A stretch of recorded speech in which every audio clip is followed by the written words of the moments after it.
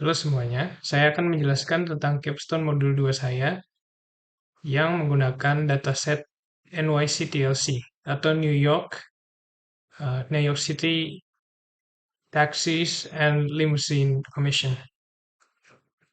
Ini adalah sebuah data science project untuk menyelesaikan pertanyaan-pertanyaan bisnis yang kita bisa tentukan untuk menyelesaikan masalah-masalah tertentu dalam bidang ini, yaitu bidang transportation service. Nama saya Roberto Benedict dan kelas 13B. Agenda kita kali ini, pertama kita mulai dari latar belakang, lalu kita masuk ke pernyataan masalah, tujuan, dan stakeholders yang bersangkutan, lalu data yang di-load, dan data understanding, data cleaning, data analysis, kesimpulan, dan rekomendasi yang dapat diberikan. Nah, jadi latar belakangnya adalah ini merupakan data dari taksi and Limousine Commission New York atau TLC NYC yang merupakan agensi pemerintah yang ada di bidang transportation service provider kota New York dalam bentuk taksi atau kendaraan bertarif lainnya. Lalu latar belakangnya adalah bahwa NYC ini mencari seorang data scientist untuk melihat adanya pola behavior pelanggan dan pola trip yang mana akan bisa digunakan untuk strategi marketing ataupun operasional. Lalu ada pun pernyataan masalah, tujuan, dan stakeholders yang tersangkut. Pertama adalah pernyataan masalah. Terdapat pola perilaku pelanggan tertentu yang dapat menyebabkan kurangnya atau baiknya, optimal pendapatan yang diperoleh. Ini dilihat dari total pembayarannya ya. Nah, lalu ada pun kesediaan armada dalam menjawab permintaan pelanggan pada waktu tertentu, tempat tertentu, dan rute tertentu.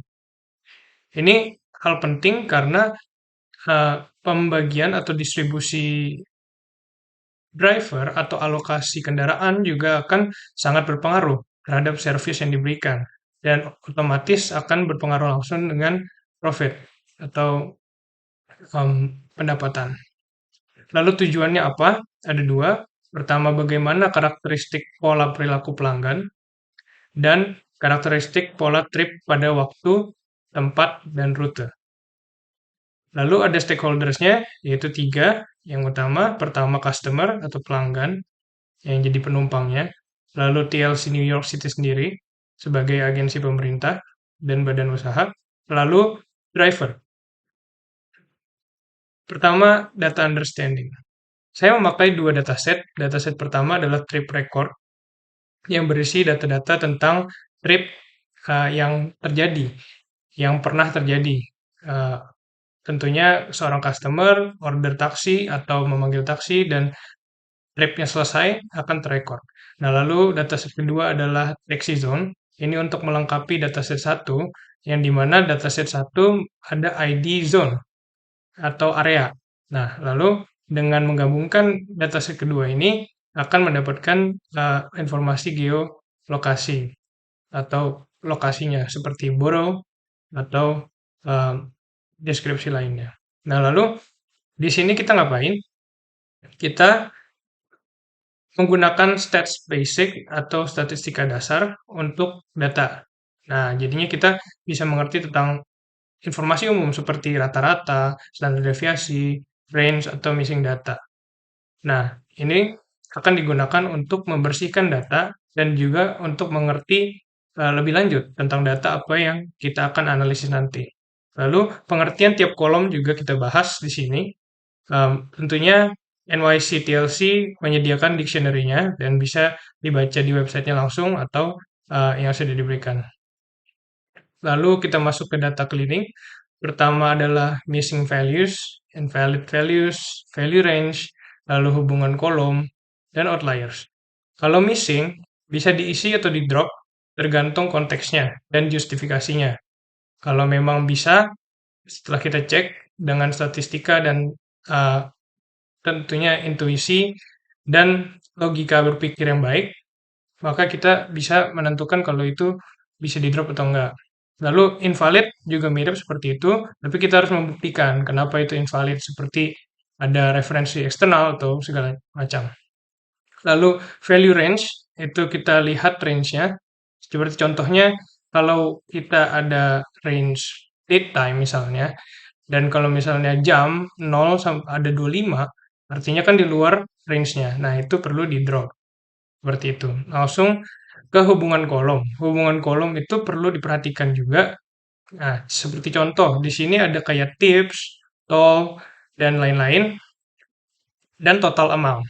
Nah, total amount itu harusnya tidak kurang dari jumlah yang lain itu kan. Harusnya minimal sama atau lebih.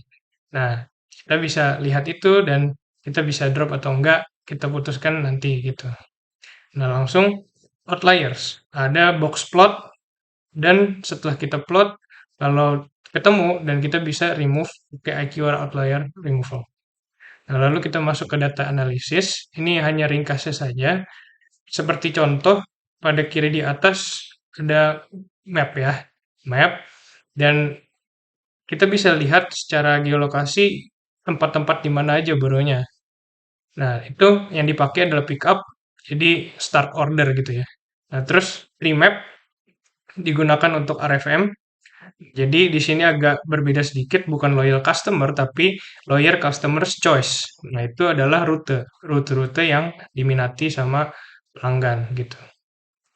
Nah, lalu ini ada chart-chart lain yang mendukung. Nah, ini yang tadi kita bicarakan tentang total ya, total total dari yang dibayarkan dan rincian-rinciannya yang kecil-kecilnya.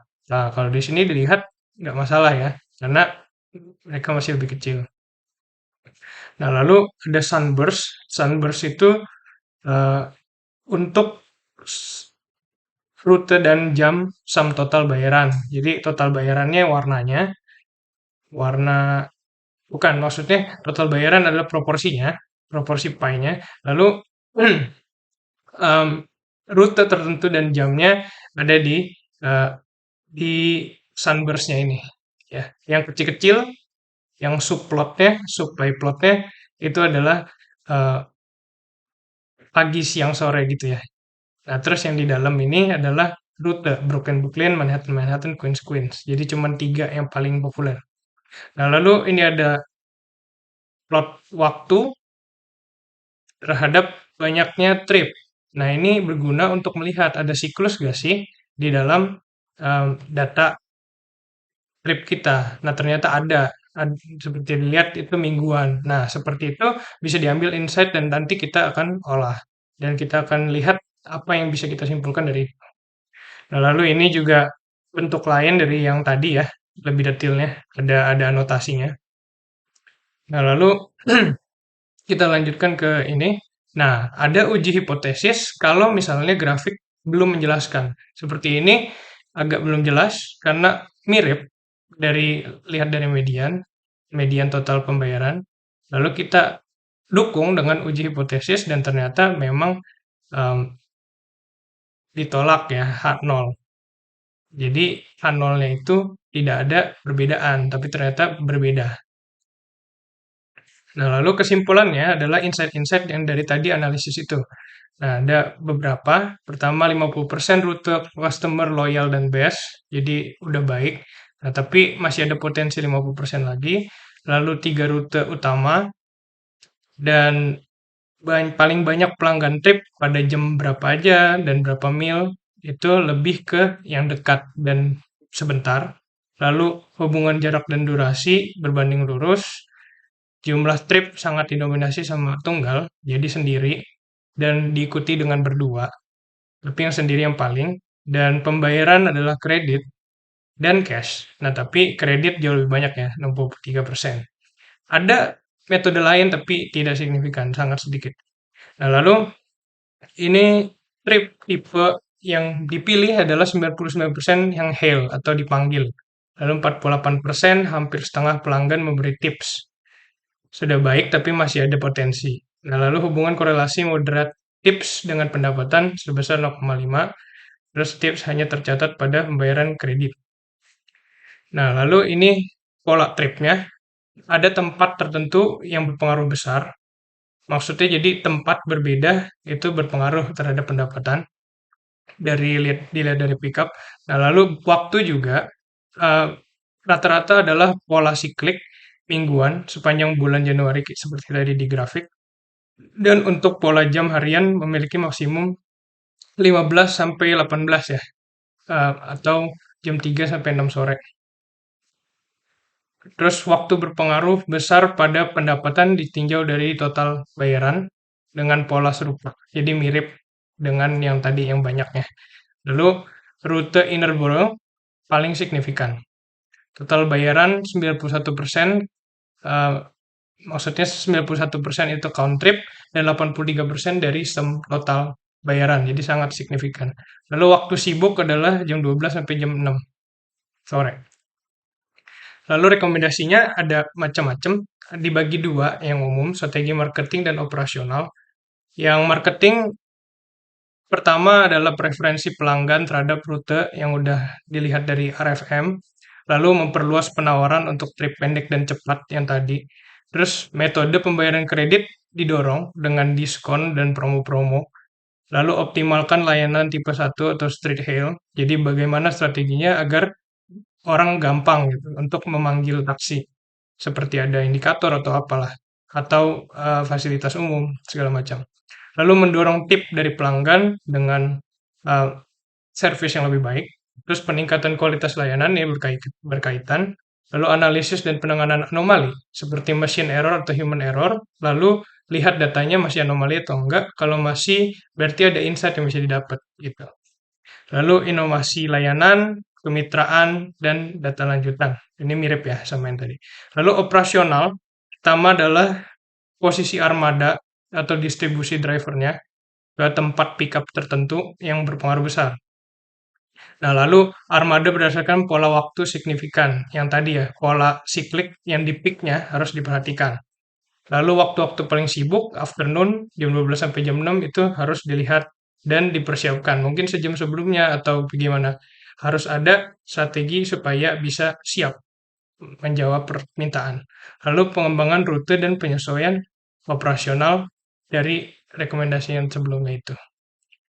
Oke, paling itu aja. Terima kasih.